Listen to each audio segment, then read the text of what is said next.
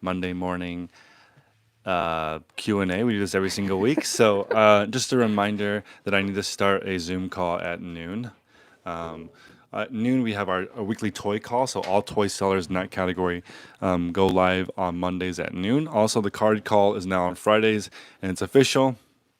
We're just working out whether it's every Friday or every other Friday. It's a trading card specific reselling chat. Car parts and the media call are now on Wednesday. Thursday, we have. I really need to pull up the schedule.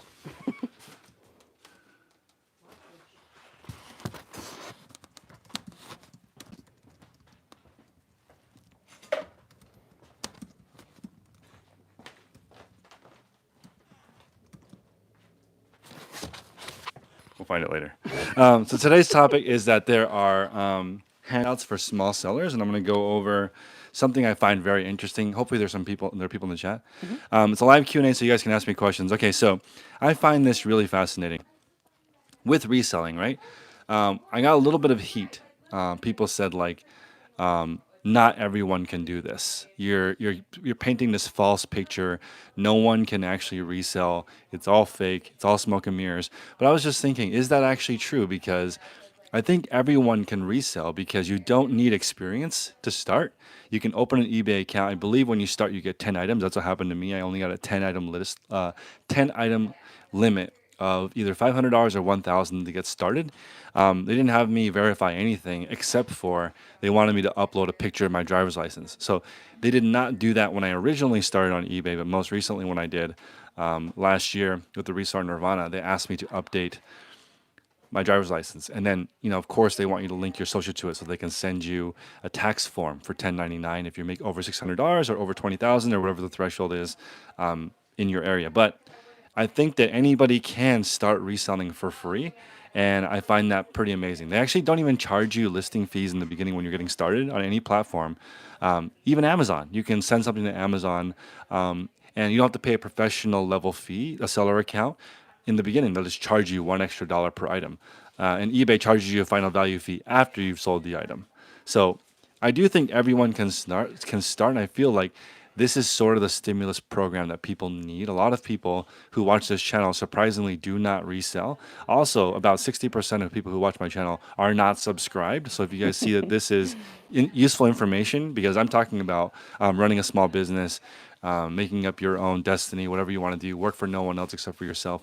And I will tell you, I think that's fake where you work for yourself because you don't. I have employees that I work for. I work for the platform I sell on currently is Whatnot. We're doing a show today. If you guys are looking for great wholesale deals, we're selling Clove sneakers, which look like this. These Clove sneakers are 140 retail. And maybe you guys can look it up in the chat for me. What's the sell-through rate for Clove shoes on eBay? The ones that I have are all store returns. I bought all the store returns for the entire company. So I have 10,500 pairs. It was a six-figure deal, very expensive to get these shoes in, but the sell-through rate is excellent. They're waterproof. They're as comfortable as Hoka's, according to the commercial. They saw these in half, and they compare it side by side with running shoes, and they look just as good, but they're waterproof, and they're meant to be on your feet all day. I have a pair. They're pretty cool, but if you guys want to get really great wholesale deals, I'm doing that on Whatnot right now. 3 pairs starting at $1. So if you can get them at a good enough price to resell, that's great. If you're looking for yourself, also great. I'm going to be streaming now pretty much every day in the morning for at least an hour or two.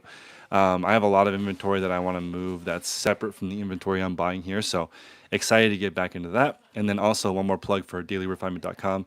I'm doing a 48-hour sale on jeans. So I'm going to sell 50 jeans for $80 plus shipping. That's insanely cheap. I'm going to do that for 2 days, clear out old stock, and get ready for the new. Also, still looking for one person who wants to buy all of them. I get around 500 pairs of jeans per week, and a lot of them are excellent. So I'll include Mother, Citizens of Humanity, Frank, all the good ones. If I just could get one person that wants to buy all 500 pairs every week, I'll give you a deal, $1,000. So if I could just do that to one person, ideally locally, that would be a huge come up because there's going to be like 100 pair that pay for the whole lot, and you'll have 400 for free. If you are not local, that would fit on one pallet.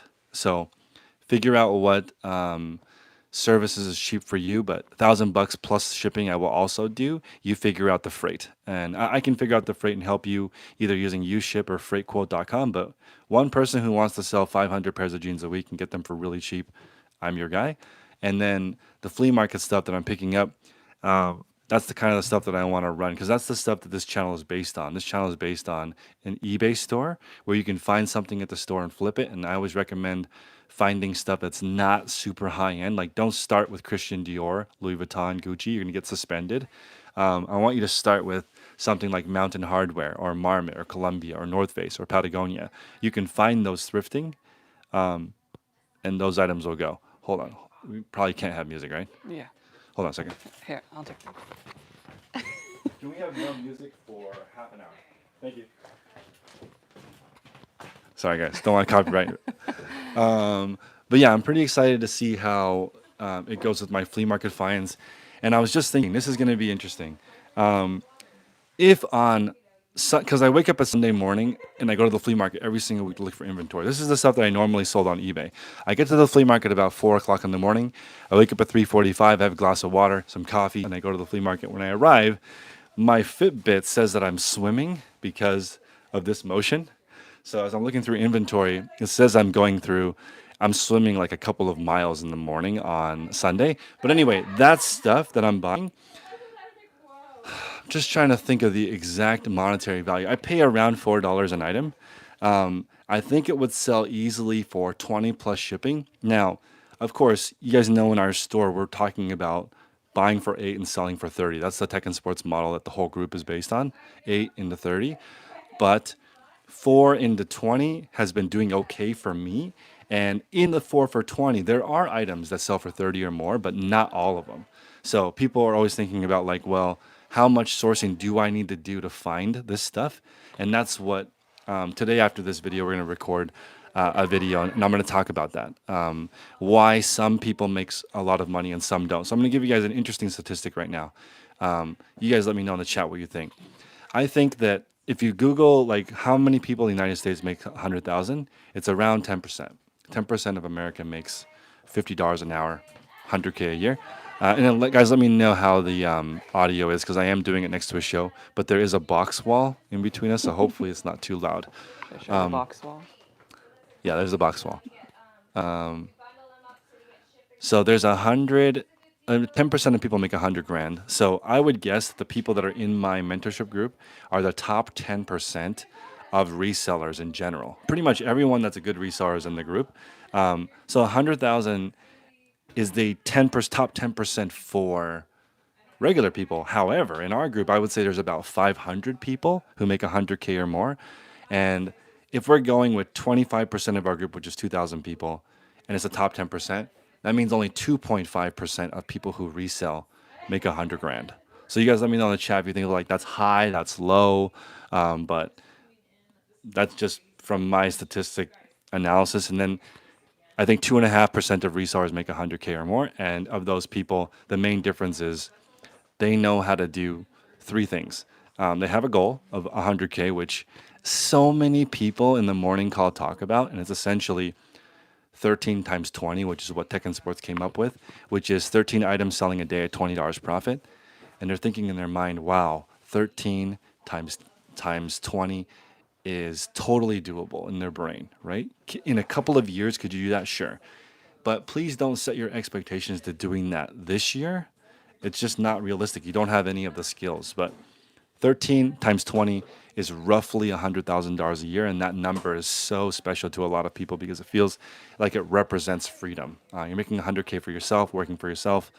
Your only boss would be the people who buy your items and then eBay. Those are the only 2 people that you would have to listen to reach that number. Mm-hmm. So that's the basis of our conversation today. I feel like eBay is literally letting small sellers sell on the platform, and other platforms don't do that. Like it really is a lot harder to get started on Amazon or Etsy or whatnot because you need to have inventory to sell and whatnot or a reputation. And you need to be consistent. I rarely see people on Whatnot or eBay. On Whatnot doing well when they're just getting started. Generally, just getting started, I would recommend eBay. So you guys let me know in the chat. Would you recommend eBay for a beginner? And can a beginner do it? And probably have questions now. Mm-hmm. Everyone's saying hello. Hello. Wax Clothing Company says, would you run bulk auctions to clear older stock if sales are slow or just keep listing? It depends on the inventory. If it's under $20, I might lot it up. If it's over $20, I probably would list it. So it just depends on what it is. And if you are new to reselling, there's two things I want you to think about: input, output. So now in the morning call, for the first time ever, I'm going to start keeping track of this. So I want to know how many items you listed this week, how many items you sold this week. That's the main in and out, input, output. So when you're just getting started, or if your sales are slow, what that means is your output is very slow, meaning like you're not selling a lot of stuff. You're inputting, maybe you're buying constantly at the thrift store, but there's no output. So finding the items is one thing, selling the other items is another thing. So for me, I don't really donate anything. I just sell it for really cheap. If it doesn't sell for $1, I'll bulk up 10 things and sell for $1. If 10 things don't sell for $1, I'll sell 100 things for $1. I'm trying to get it to go. And I don't want to spend another trip going to the thrift store because I value everybody's time at $50 an hour. So you really should be able to think to yourself, I'd rather sell this for $1, get a feedback, than drive to the thrift store to donate just a couple of items. You kind of answered this then already, but Linda was asking, would you garage sale old items and then donate what doesn't sell? I would. I'm not an expert at running a garage sale. When we did pets, he basically did the whole thing and we just showed up. Yeah, But that's essentially, awesome. you want to sort it by category to help people. So people come and like, hey, electronics are over here, video games over here, baseball equipment over here. And that would be how you organize it. I'm going to grab some water. Okay. But is there another question? Yes. There's a question that says, do you pay quarterly taxes or just all of it at the end of the year? I pay quarterly taxes, so I don't get the penalty. The penalty in California is ridiculous, so I pay quarterly taxes to avoid that penalty. They charge you up to the amount of tax you owe, which is totally ridiculous. But that's California. Like as a fine, you mean? That's a fine, yeah. Wow. Revel is asking, what state are you in? I'm in California, and I pay my employment taxes weekly. So I use the website Gusto. If you guys want to run your run your W-2 employees, I recommend Gusto. Email me and I can send you guys a link. Hopefully it it saves you money, but it's really, really important to pay your employment taxes immediately. Like you don't want to get behind with your state and paying the taxes. And also, I really, really, really, really, really love W-2 employees. It costs more, but then there's more of a commitment on both sides. And just to give you guys an idea, you're paying about 10 to 12% more on top of their wage. So if you're making 50 an hour, you're paying 56 an hour or 57 an hour just to have that person. Plus in California, I had to pay 1% workers' comp. Hopefully no one uses that here. Also, some people had recommended I wear eye protection and steel toe boots because I'm mainly the one that moves the heavy boxes and pallets. And if I were to run over my toe, that would be a bad day. So I might consider that. Mishka says, I resell jewelry on eBay, whatnot, and Poshmark. I love have it. been utilizing all your info always. I've been at it for 2 years, and I'm just now seeing the uptick in sales. As you said before, it takes a minute. That's so great. So a lady from Canada wrote in and said, I must be doing something wrong. I've been reselling for 3 years. I have 600 items in my store. I only sell 1 to 3 items a day. What am I doing wrong? And I was looking at her store, and for the most part, she's not doing anything wrong. She's just still a beginner. It takes a while to really learn how to compound. So essentially, if you're selling 1 to 3 items a day, and you're taking the profits from the 1 to 3 items a day and investing in new inventory, then next year your store will be 700, the next year it'll be 800. As long as you maintain the sell-through rate of like 1 to 3 for 6, and then 2 to 6 for 1,200 listings, then that increase would result in more and more and more sales. Question. I am about to start reselling. Excuse me. I am about to start reselling and following you guys for a while to do it correctly. My question is, what if my stuff around the house is not quality stuff and no one wants it? Then either don't sell that or sell it for market price. So I sold four baby books for less than $1 profit. I was just practicing. So I sold Baby Wise, Happiest Baby on the Block, Baby Wise, happiest baby on the block, bringing up bebe, which is like based on this French thing, and then one other one. And it's really hard to make a profit on those items, but they're very desirable. So in this scenario, I think I sold them for like around $16, including shipping, $4 free shipping, $4 free shipping, $4 free shipping, $4 free shipping. And one of them I didn't calculate the weight right, so I ended up losing money on it. But overall, I sold all 4 items in practice. I got 4 feedback, and those are 4 of the first 10 items I sold. So I didn't pick all the books we had. I just picked the 4 most popular ones by just scanning. That's why it's important to buy or sell stuff that you already own, because I bought those books in the first place and knew that they were available for $4 free shipping. So I just bought and sold it for what I paid for it. And I think those books are probably expensive new, like $16 to $20. But for me, that kind of stuff, I feel like you don't need to buy new because the information is the same. That's why, like people ask, why should we join your group? The information is free. I agree. Information is free. Most of my videos will explain how to do reselling for free. But the hard part is making a schedule, accountability, learning your niche. And the difference between people making 100K and people making 20K is their knowledge of their niche on how to get it in, input, and how to get it out, output. They're input and output experts in their category. So either you know what you're doing and don't know what to buy, or you know what to buy, don't know how to sell it, or don't know what to buy, don't know how to sell it. So one of those categories, let me know in the chat where you guys are at. Let's see. A lot of people are saying that eBay is great for beginners. I think eBay is great for beginners. I think that there's really no restrictions. Martha Gomez says, is the $20 the listing price or profit? Profit. So roughly, if you buy something for 8 and you can sell for 30 or more plus shipping, you're pretty comfortably in that bucket. It depends on what it is and if it's first class or not. And I don't recommend promoted listings if you're a beginner. So I shouldn't be paying extra fees on that. Yeah, it's there. It's behind the tape gun right here. Oh, there it is. Thank you. Yeah. You could take like 10 over there. Yeah, that's okay. We have backups on backup. And one of the things that we got backups of a lot are Sharpies. We use Sharpies to write on things for notes, and I bought 72 of them for $9. So, yeah, I feel like that's a good deal. 72 for $9 free shipping. Yeah. For Sharpies? Fake Sharpies. Oh, okay. So we got the generic brand. Generic Sharpies. Easy Go permanent marker. All right. Kristen says, eBay has an awesome, helpful way to list. You can search your item and find others like it. Scroll down and hit list one like it. It inputs stuff automatically for you, and then you can edit it. Yep. That is the true beginner way to resell. In our group, we teach you advanced listing, which is you make a listing from scratch, perfect, all set up, and then you copy your own. So copying somebody else's, you're also copying all their mistakes, which is perfectly fine for a beginner because you're still learning. But that mistake might cost you a return. It might cost you your item not selling.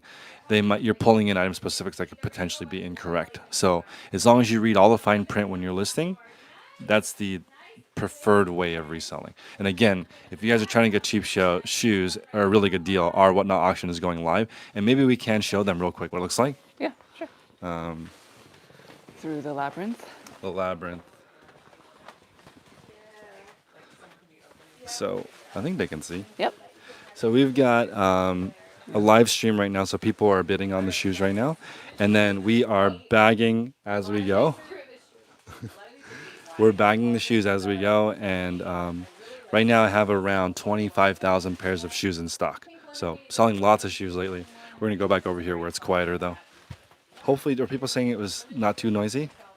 Well, like Maybe people. 60-70% were saying it's fine. Okay. Some people were saying it's a little loud. Okay. We could tuck in a little bit over here, I guess. Okay. Hopefully it's a little quieter here. No, it's fine. Oh, okay. That's fine. Let's see. Let me just do some Hopefully there's more near questions. the bottom. Milton says, do you think eBay will block me if I don't pay my taxes? No. They will not block you if you don't pay your taxes. However, I don't know if I don't know if they can garnish a 1099 payment.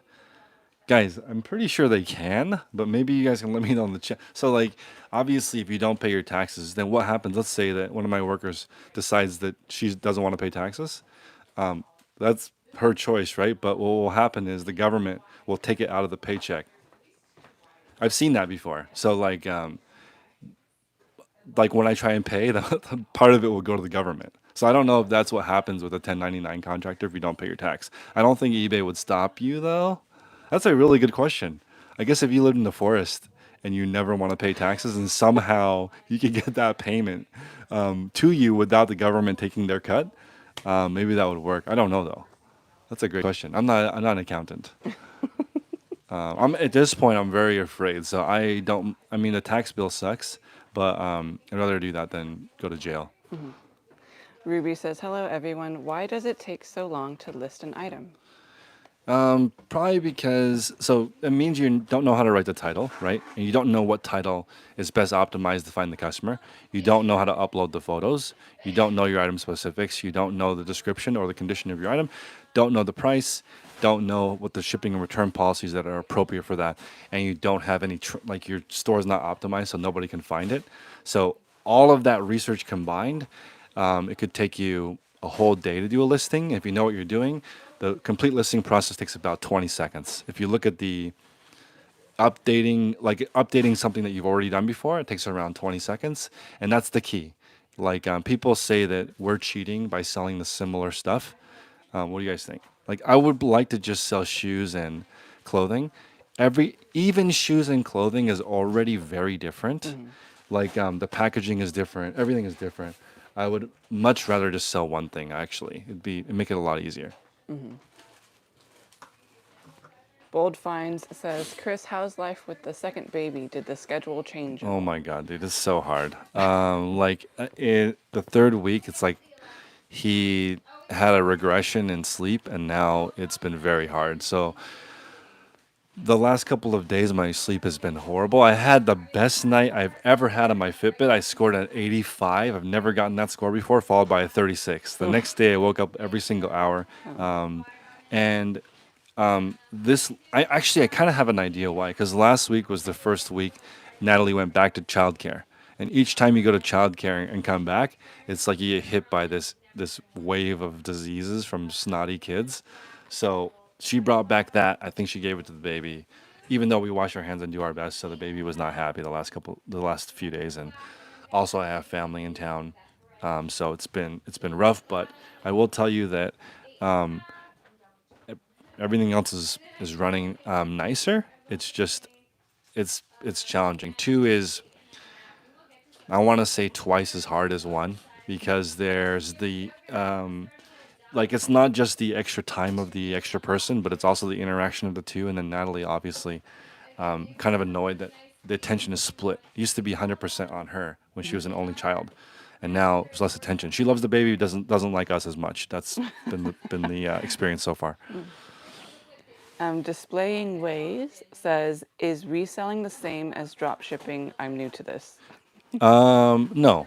So, in my opinion, drop shipping is the same as retail, meaning it's the item sold for the first time. So, as an example, if you go to clove.com, the shoes that I'm selling in my show right now, these are $140 retail. If you were to list them on your own website and say, hey guys, I'm an expert in running shoes, I recommend you try Clove for work because they're waterproof. Buy it on my website, $180 free shipping. You collect the 180, you buy from Clove and put that customer's shipping address, and Clove ships it directly to the customer. That's drop shipping. In my opinion, that's not reselling because it's the item being sold for the first time. It's complicated though because if they return it, it's a bit funky because they got to return it back to Clove. But then they should return it to you first and then the Clove. So it's kind of like drop shipping is dangerous, but it's also real. Like if you have a website and it really does drive traffic to items, you can drop ship and make a commission on each item, or even affiliate links really work. So like somebody help me type in the chat bit.ly/reseller supplies, which is my affiliate link. This is a form of drop shipping. I was just telling Holly I bought a new scale that when you step on it every day, it records your weight and sends it to an app. So my wife has no interest in using it, nor does Holly. But if you stand on the scale each day, it'll weigh you and send it to the app. And I think it's awesome because I want to weigh 190 pounds. I'm 210 right now. And the reason why I'm bringing this up is because if you guys click on the link bit.ly/reseller supplies, the very first link in the eBay equipment is this scale. And if you guys click on it, I make like $2. And I consider that drop shipping. It's like I don't have the scale. All I'm doing is talking about it. I am 100% sure somebody listening right now will buy this scale because it's cool, and I'll get the $2 commission. And that's an example of running a business with no inventory, no physical inventory, drop shipping. You can do, as they say, laptop lifestyle in the Bahamas, in Bali, on your computer, no inventory in stock. Very, very, very desirable way of making money, but not that easy. You need to build an audience. And very different from reselling. Very different from reselling, which is me getting something and then reselling it for the second or third time. Yeah. Another question, what percentage of profit should I budget for taxes? So the technical answer is the exact percentage in tax you pay. So if you're at a 31 tax percentage, 31%. If you're at 50% taxable on your income, say 50%. So I would say that there's a kind of a rule of like a third, a third, a third. A third gets saved for taxes, a third goes in your savings, a third goes into reinvesting for your company. And that way you always have money in the bank, you always have money for taxes, you always have money to grow your business. That's one way of distributing profit is a third, a third, a third. But it depends on what income bracket you are in. If you're just starting, you're probably not going to pay very much tax. Like on $1,000, you might only pay 100. If you're really advanced, $1,000 you might pay $500 in taxes. So that would be a different savings rate depending on what level entrepreneur you're at. Brandon says, if you didn't if you didn't pick clothing or shoes as a niche, what category do you think you would be in? That's a really hard question, but now is a good time to go back to our list of things that we talk about. But I will go over my opinion of these categories right now. Okay, let's try. So, the These are the categories that we talk calls. about in our Yeah. group, I'm going to go over what I would and wouldn't sell. Car parts, even though I'm a fan of the Hamilton collection on YouTube, that guy got to start selling auto parts. Oh man, that's so interesting. I do think auto parts is a really cool category. It's just a lot of you. They say that you need someone called the brain. If you run a auto parts store, you need a brain that knows, oh, this is this for this model, and they only made that in 2005. I'm not that guy, so I think that auto parts would be hard because I'd have to have a brain that would help me identify parts that come in. So car parts would be hard for me. So we have two calls in the morning, my call, and then after my call is a beginner call. If you're an everything seller, I would recommend those two calls because they make the most sense. Toy category, I like how few item specifics are in the toy category. I personally think that if I really put my mind to it, I could make a children's toy or a children's book that would sell. And I kind of think that would be insane. Imagine you wrote a book like Goodnight Moon, or you made magnet tiles or something like that. You could become rich. Toys is one of those categories where you do come up with something and usually it could go crazy. And toys, the only downside of it, in my opinion, is that it's somewhat seasonal. Like more people buy them Q4, but not gonna call out one of the people in our group, but there is a toy seller that makes six figures 100% at the Goodwill bins, and I find that fascinating. And another person copied him in the group, only buying toys from garage sales, and it worked. And a person only bought toys at the flea market, and it worked. So toys is an interesting category. We also have people who make a full-time living selling Legos. So toys is fantastic. Media scares me because you're buying by the truckload and processing. I know now after processing all this stuff, I wouldn't want to be a bookseller because it's too hard. Shoes, as you guys know, I love shoes and clothing. I would do clothing. I'm not like in love with, but I like how it ships and how so many people buy it. Women's clothing calls on Wednesday with Michelle. I highly recommend that call because women's clothing has the most item specific, so it's difficult to learn. Jewelry and antiques, I would lean more towards antiques because, like finding an Erman Miller chair or all that kind of stuff, like a Eames chair. Those are so cool. And I just watched a Netflix show called Golden Auctions or something, and that guy sells the most unique collectibles in the world. Those things are interesting. You want to be the most interesting guy at the party or woman at the party, go for that. Jewelry kind of scares me, although I do think that I like selling jewelry. Maybe would you guys consider watches in the jewelry category? Like, I actually do like jewelry because when I went and picked up my wedding ring, I enjoyed picking out a rose gold one. I thought that was cool and all different materials and functions. Also, I think the jewelry will become smart in the next 15 years. Like, as an example, there's no smart function Rolex. I feel like somebody would buy that. Like, there's a watch that would be solar powered or automatic, and it would record your metrics. That would be so cool. The Apple iWatch, if you have to plug it in every day, that's the only downside that I see to that watch. It's cool, but I don't want to plug it in. I want something solar powered. My G-Shock is solar powered. I feel like it's a cool function. I like the jewelry category as far as like precious metals, rings, necklaces, that category, but not like the costume jewelry stuff for me personally. Watches I love. I showed you guys that Rolex store that had 100 Rolex in stock, and they sell one or two a month.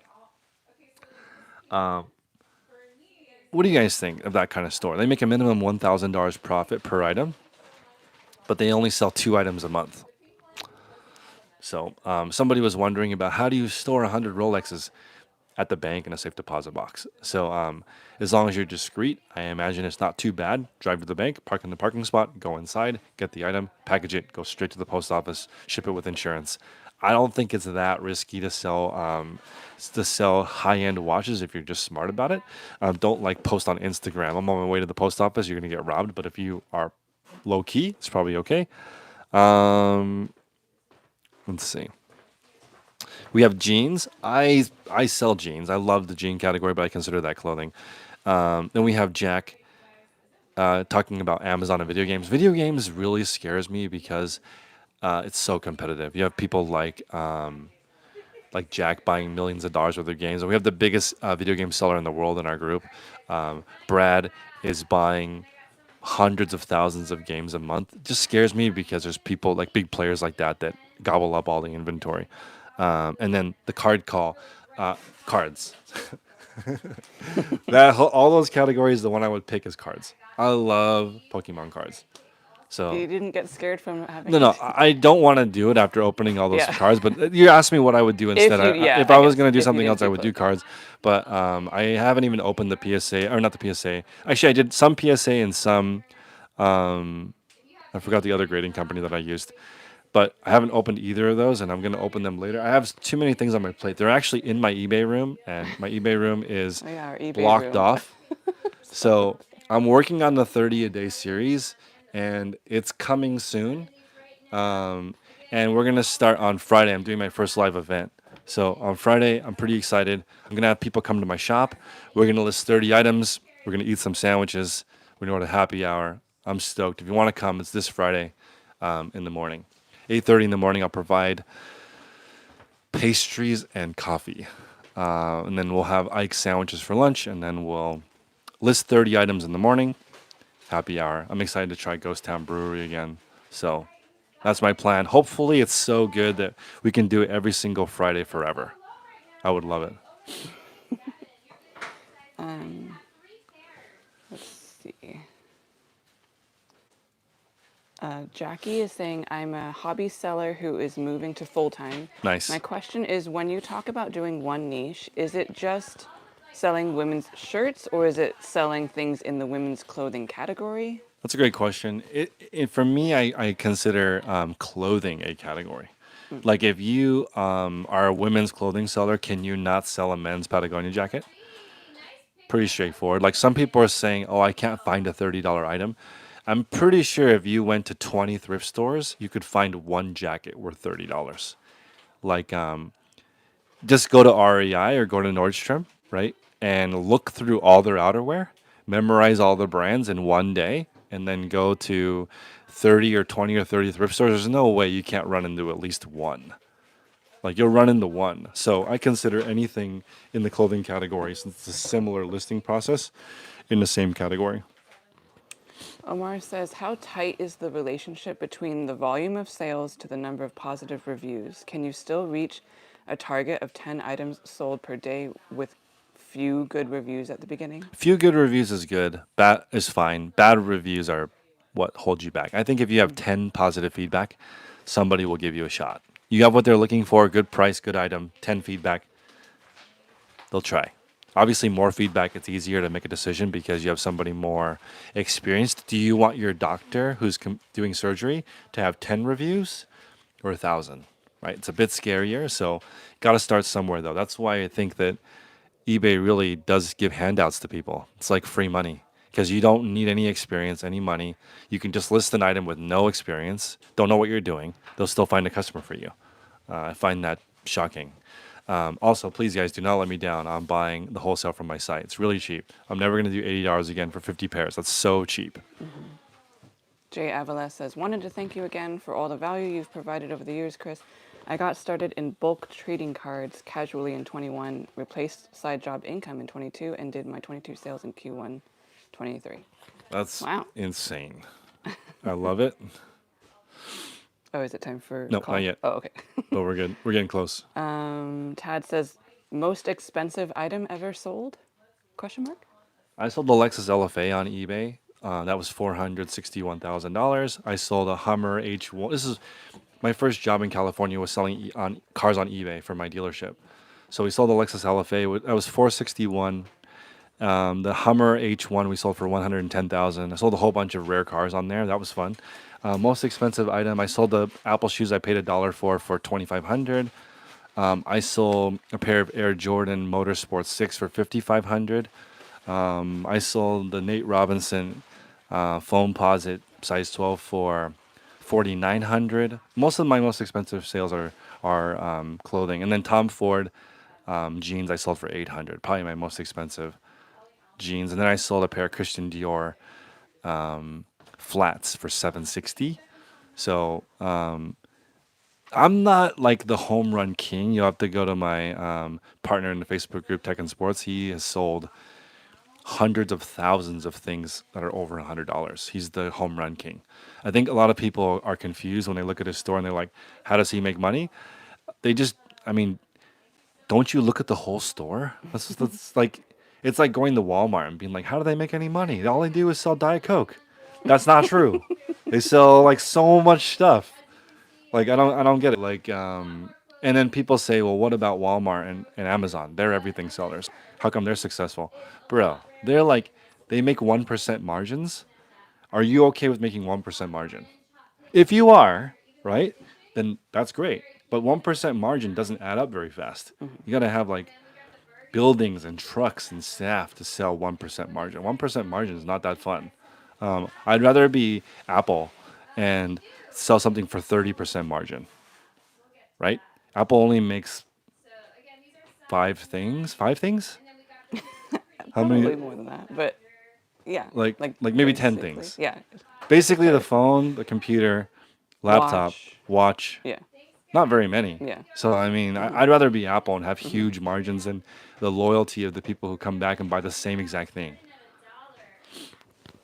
Samantha says, what do you like to promote listings at for a more experienced seller, say 2,000 plus listings?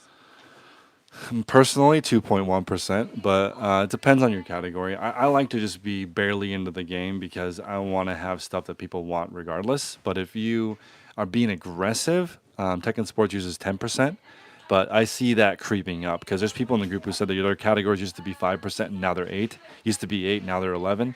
It's kind of creeping up. So for me personally, I prefer 2.1. Just get in the game and smaller store, better items. In fact, after this morning's call, I think that the best number of listings is between 10 and 30. The best store would be 10 to 30 new listings a day. Joel is asking, Chris, I want to join your advanced membership, but it's sold out. Any openings for me and my business? No, but you can apply. You can send me an email, chris@dailyrefinement.com, and if somebody drops out, we'll let you in. But that call is the same as our $35 membership, except for you get one call every 2 weeks.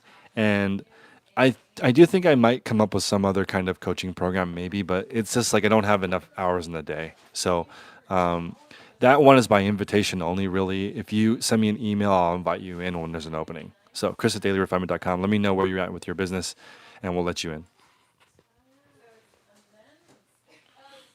Ruby says, how can I list items quick? It takes me 30 to 35 minutes to list one item and it discourages me. You want to start listing things that you already know everything about. So, as an example, if it takes you, she said 35 minutes. Yeah, 30 to 35 So, if minutes. it takes 30 to 35 minutes the first time, just list the same thing again. That would be how you reduce your. Everyone that lists fast just only does that. They just list something that they've already listed before. It's really hard to list something that you've never heard of in less than 35 minutes because you have to do all the research with it. Blue Water Pines 2 says, question please. What if you have a brand, a label that is so niche it gets lost in the shuffle? Don't sell it. I don't recommend, like, okay, we're selling clove sneakers. I already feel like clove sneakers is really niche and random, but it's a sneaker. It's waterproof and they're in bright fluorescent colors, so it's like they still find a mark, even though it's so obscure. Like only like 700 sold on eBay and 700 listed, something like that. There's got to be proof that there are sales or don't buy it. Uh, let's see. Question from Hetty. Hetty? I would love to buy a pair of your shoes in size 8.5. How much for shipping to Oregon? The shipping is $7.67 for 3 pairs, and they're on sale right now on whatnot.com, and you can request an 8.5 and they'll do it for you. Tad HG says, have you seen the trend of people selling fake AirPods on eBay and making a killing? Any thoughts on that? That selling fake stuff and getting away with it has been going on forever. In fact, one of the eBay executives asked his kid, "How come you don't sell on eBay?" And he said, "I don't want to buy fakes." This is like VP or higher level person. Their son didn't want to buy on eBay because there's so many fakes. It's a problem in a lot of categories. If you sell in the AirPod category, that is really scary because it's pretty easy to counterfeit. It's just the shape of the box. And if you're making something that looks like that, easily counterfeitable. Those people are, I mean, just because you're speeding doesn't mean that you won't eventually get caught. I think most people who are doing that get greedy and they get shut down. Happened to me too. Like I was basically abusing the sneaker policy by selling a bunch of shoes that had no fees. Your time is limited if you do something that the platform does not like. Um, all you need is one or two reviews that your iPods are fake, your AirPods are fake, and you're probably gone from the platform. So the only way to get away with it would be to sell a whole bunch in a short amount of time, and you don't even know they got away with it. eBay could have frozen those funds. So there are people that wear sunglasses and they're secretly making a lot of money scamming people, but that's not this channel. You have to check out something different. I don't know how to do that. So selling fake AirPods is not what this channel is. Caroline says, hey Chris, great to see you. Could you tell me please if it's good to put measurements in the title? It's not. I think it's confusing because it's extra numbers that'll show up in the search, and people don't type in measurements in the title. They look at the item specifics and the description. Gloria has a question. What source do you use for shipping items sold? Just got here. If you answered already, thanks for all your What info. source? I use either Pirate Ship or eBay's internal shipping program. Also, I want to ask you guys about a thing that we're doing right now. Right now, Jen is running this thing called Shut Up and List. So we have a 24-hour call for help, and we just opened up a second Zoom room that's called Shut Up and List. And essentially, people are showing up and getting together. And let's just say Christine and I want to do an event at 10 a.m. in the morning. We show up. From 10 to 1, we list as many as we can. At 1 o'clock, we check in with each other. How'd you do? And I personally love this idea because I call the 24-hour room the anything but work call because it's like you're there to hang out and ask questions and shoot the breeze. But the shut up and list room is like no talking. Show up, list, tell the person how you did, close it off. I really think it might be a good idea to have that be a regular thing that people do, like a specific host. You go every Tuesday at 9 o'clock and you get your listings done. And this is actually from I've seen this before. It's called Shut Up and Write. If you want to be a writer, there are chapters all over the United States where you go and you talk or you're on their phone, they slap you, and then you just get your work done. You get your writing done. You should show up with a computer with no internet, right? Show up, no internet, right? Go home. I even think refreshments, social hour, happy hour, all of that is a waste of time. If you're a writer, go there, get your writing done, go home. I'm pretty sure that's a paid service. Like you pay, go there, and don't talk. I went to one because I initially thought I wanted to be a writer, but I'm not a good writer, so that would not be a good profession for me. But I went to a couple of shut up and write. Robin Phillips says, hey, so in April I listed 140 and sold 62, Love it. second full month. Not even 75 days in reselling. Your YouTube content is amazing. Disciplined, determined. 6 figures is the goal. Patience, grasshopper. I love it. 100K a year is $2,000 a week, which is one of my favorite goals for people. And I want to show you guys something right now. I'm really concerned with people's capacity.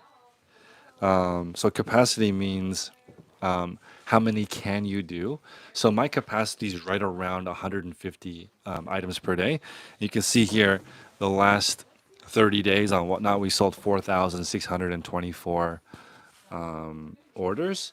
And it's been very difficult because I just had a second child. So I've been not here as much as I want to, but what you can do is sort of what you can do. I know that sounds crazy, but if you can't do 20 listings to make 6 figures, but you're making 10 listings a day right now to make 50,000, you need to change what you're doing in order to get a different result.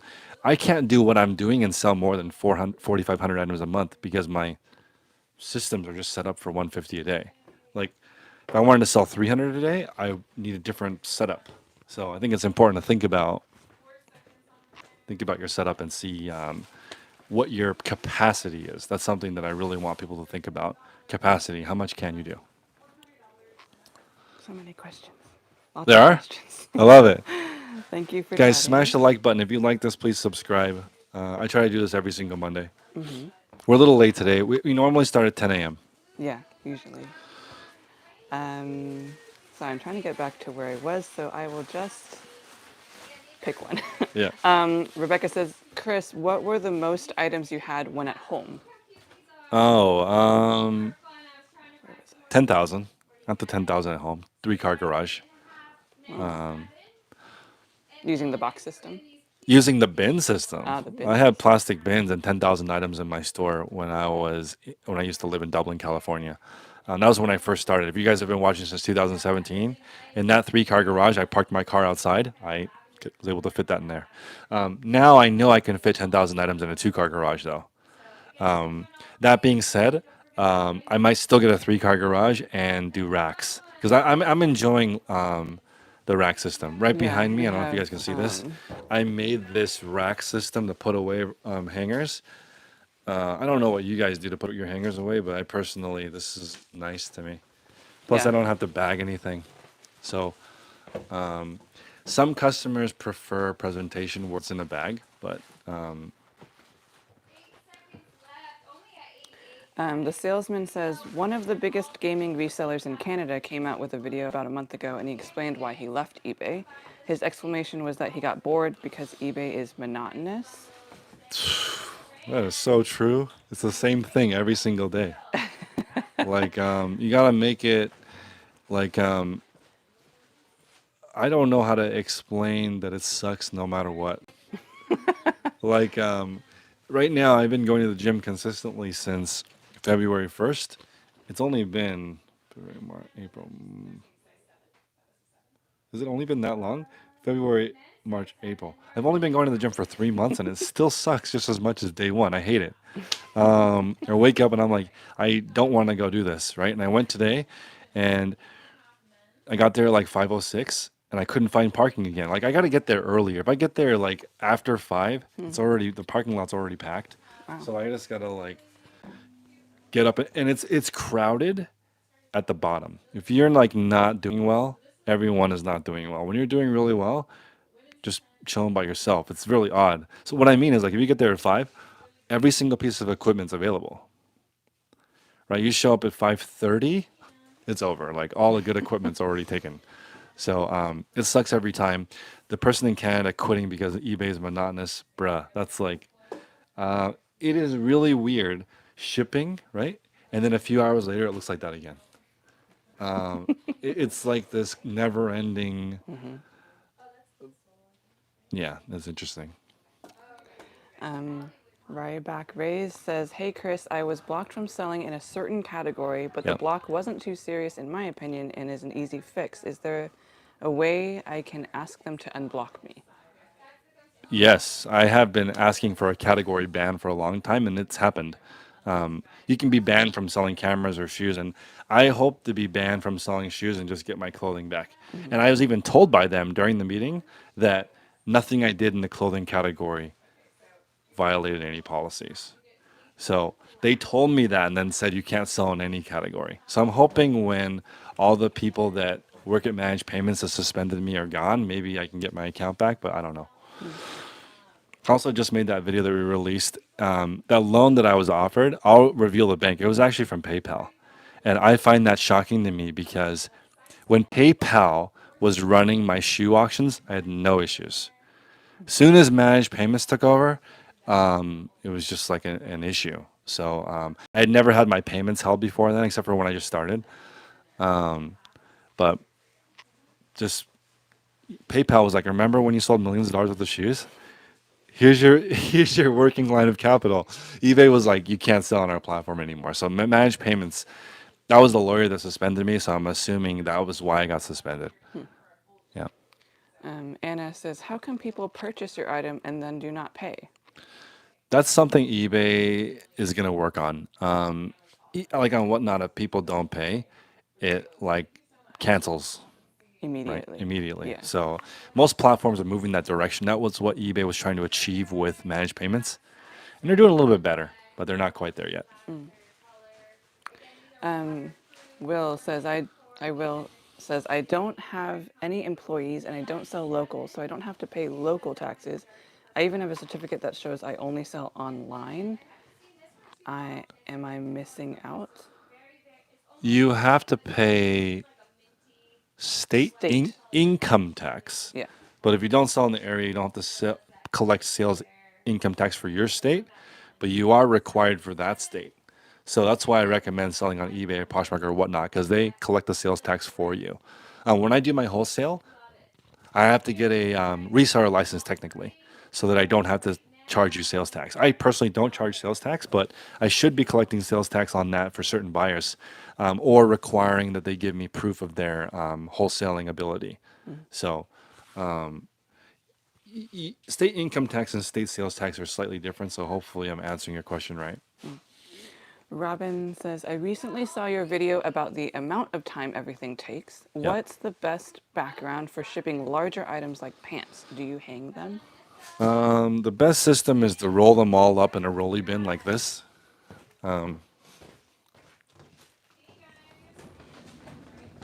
Rolly bin. Is to get a rolly bin, right? Put all your items in the rolly bin and then roll them up to your station and then ship them one by one. That would be the best way to ship bulky items. Although And right now you have them hanging, so you just roll. right now I put my racks are on wheels, so they Yeah, roll they're to on they roll to the wheels. shipping station. So, Yeah.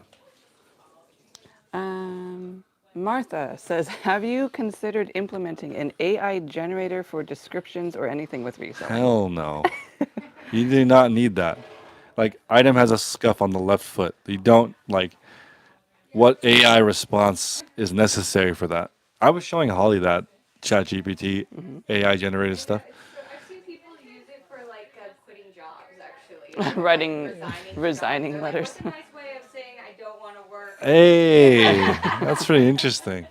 I was like, okay. Top 10 reasons why I don't want to work for you. Exactly. Yeah, no, I don't know. It's like interesting. I would say in the description is not necessary. I guess you could type in the chat GPT, make me a perfect listing for a pair of sneakers. Yeah. Get that information for the verbiage. Like this morning, we were discussing the talking points for selling sneakers. So you could be like, these have thick running shoe type soles. They have a translucent bottom that's cool looking. There's waterproof uppers. They're non-lace slip-on. So maybe like you could use ChatGPT to come up with a list of features, but I don't think that's necessary. Or you could cheat sheet and go to the website and just copy paste. Or you go to the website and take the description. That's what that And some companies will write you a letter and say cease and desist. Don't use our copyrighted description. That's like the only company I've ever heard doing that is KitchenAid. They don't want you using their blender verbiage because they paid a really fancy person to write about how beautiful this blender is. So you got to write it yourself. out of all things. Like, Yeah, KitchenAid really is protective of a lot of people do. Put your hand in the chat if you have one of those mixers. Can the KitchenAid blend like The the? KitchenAid mixer. That's like, I want one, but I wouldn't use it. Do you bake, Holly? yeah. Oh, Holly bakes. Do you have one? Yeah. I have a hand mixer. Oh, she has a hand mixer. I don't like it's. I'm too lazy to clean all that stuff. Yeah, It's a lot to clean. Yeah, I don't have one. Yeah. Although I don't bake things. I'm horrible. it is at a lot to cooking. clean.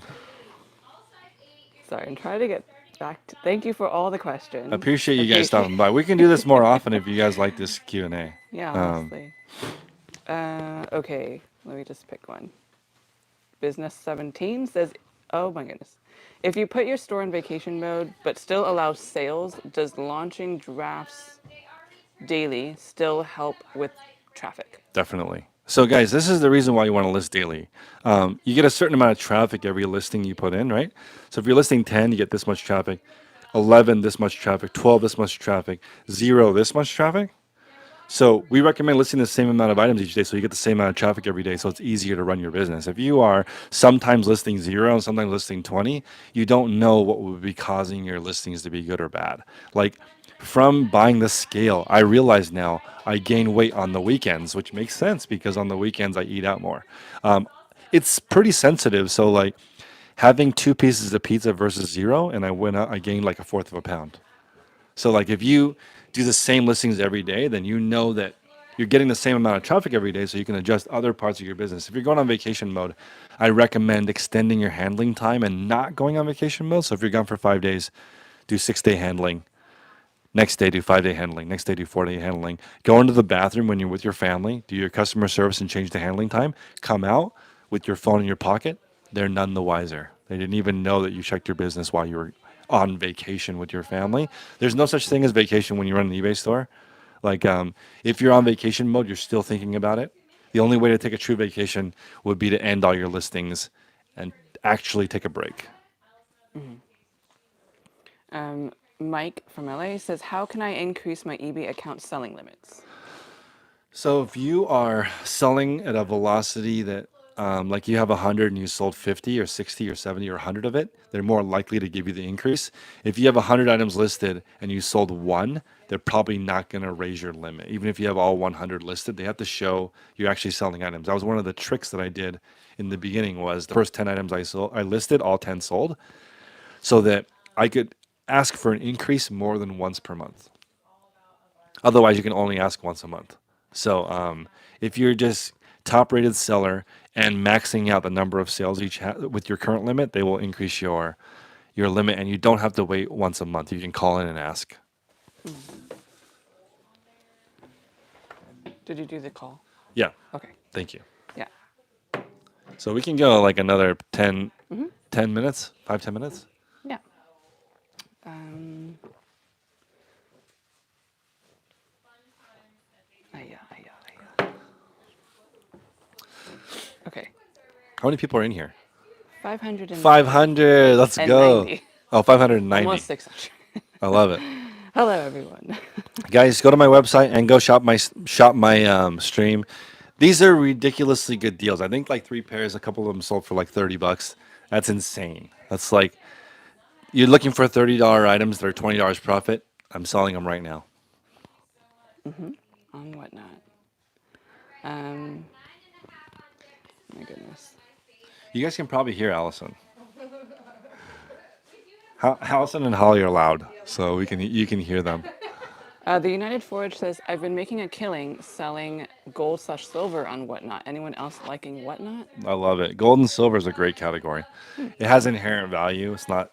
Some of the stuff I sell is questionable if it has any value, because it's just like a shirt. But gold and silver, I love it. I wish you success and not too much competition. Bold Finds has a question. If you lived in another country like the UK, Yeah, do you think you would have still been a clothing reseller? that's a good question. If I lived in the UK, I really love the UK, and I'm gonna come visit Bold Finds. Everybody follow his YouTube channel. I would sell old things. The UK has such a rich history of Iridescent. I know. Why do I keep forgetting that? pillaging other countries. There's like a lot of cool stuff there, right? I mean, that isn't. I think that's true, right? So there's got to be a lot of old. 'Cause the country is really old. There's so much history there.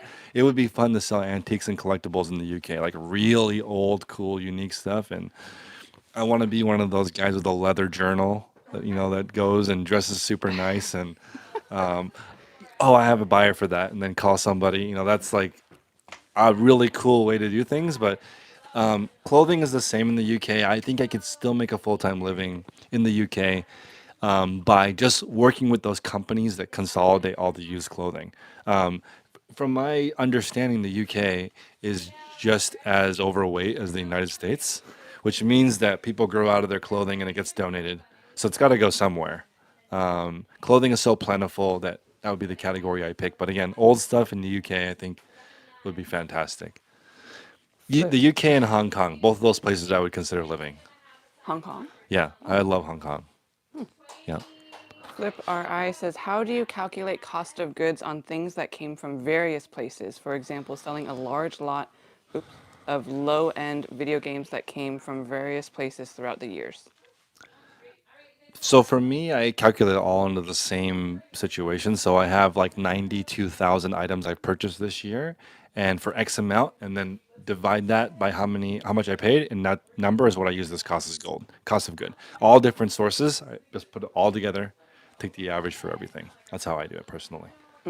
The only thing that would be unusual is if I paid a lot for a specific item, but I don't do that. I'm very disciplined on the most I will pay for items. We'll take three more questions. Let's see, Um, we got 12, 12.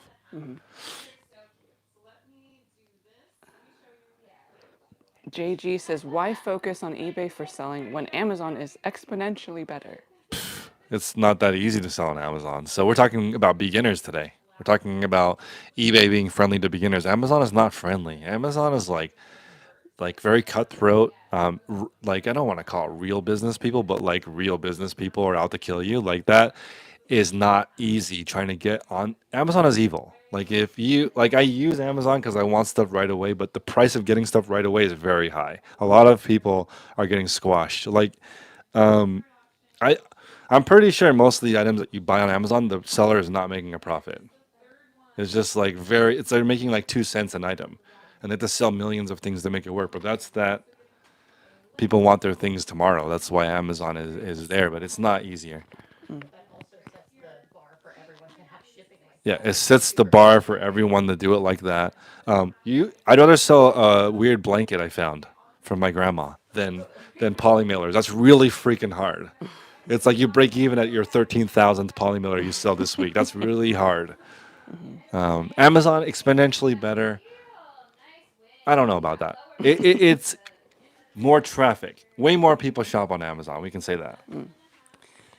Jack Roth says, my eBay store is growing fast and I am struggling to keep up by myself. Yeah. I've been thinking about moving my business out of my parents' house and into a storage unit. I Yeah. also want to hire help. Any advice? Yes. So I would start with external space and somebody helping you with shipping. That's the advice from Tech and Sports. It's really solid. That way you can list more. That's my advice. If you're at that stage, get a storage unit. Right. Do as much as you can yourself. Do as much as you can at home. Buy organic stuff for your parents for helping you out. And the first person that helps you should be helping you with shipping, and then you'll be golden. If you're in that situation where you can live at home, take advantage. Get yourself a really big head start. JG says, why do you buy used goods when you could be importing new inventory direct from manufacturers from China? I Which is have that dropshipping. now, but I'm not buying stuff directly from China because a couple of reasons. One, I don't know how to do that. Number two, um, language barrier. I'm not like super fluent. I don't have anybody in China to double check the quality for me. All the stuff I'm getting is from the States. So I would recommend exhausting all your US suppliers first before you do that. I'm currently only sourcing in the US. Um, Yeah, importing from China is no joke. The cost of a container is like 5 or 6 times more than before. Plus, when things go awry, Yeah. then you can't get your Yeah, if things go awry and it's stuck in the port. it seems like a headache. Yeah, it's stuck in the port. La Maison says, forgive me, I'm just popping in now and was sucked in by the title. What is eBay giving away to small sellers? They're giving away everything. They're giving away the house. Like you can come in as a small seller with no experience and no money and list your grandma's cookie jar, and they'll give you money. They'll find the customer for you. It's kind of amazing that there's no barrier. Like you don't. I think you need to upload your driver's license, but there's no real barrier to getting started. They made a business that anybody can start for free. You don't pay anything except for when the item sells. So I just feel like I've never heard of a business like that. Some people were saying last week that I was being disingenuous by saying anybody can do this. I think anybody can do this. If you have a driver's license, right? Because you have to be, I think you have to be at least 16 to sell on eBay. That's most people who are over 16. If you're under 16, you can, hopefully, your parents can allow you to list your roller skates you don't use anymore. But it's amazing. I can't believe they do that. I think if they made it more strict, it would actually, like, it would make eBay probably better in a sense that there might be higher quality goods. But the fact they make it free to list items, I mean, that's like kind of amazing. People don't even know what something's worth. Post it, maybe on auction, maybe they get a lot for it. I think that's pretty insane. That's a good place to stop, actually. Okay. Guys, stop by next week at 10 a.m. Pacific Standard Time. Thank you, Yes. guys. Save all your questions and send them Bye. in.